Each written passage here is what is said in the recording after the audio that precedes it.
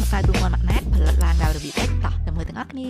ម្សៅទ្រូងមាន់ម៉ាក់ណែតគឺជាផលិតផលបែបលក្ខណៈគ្រួសារជា homemade product កត្តាសំខាន់បំផុតគឺត្រូវជ្រើសរើសយកសាច់ទ្រូងមាន់ដែលមានគុណភាពល្អនៅស្រស់ហើយយើងកាត់ខ្លាញ់សម្អាតចេញមុននឹងយើងចាប់ផ្ដើមយកទៅស្ងោរដើម្បីឲ្យប្រកាសថាម្សៅទ្រូងមាន់យើងទុកបានយូរហើយសុទ្ធតែសាច់សុទ្ធបន្ទាប់ពីស្ងោររួចយើងក៏រៀបចំ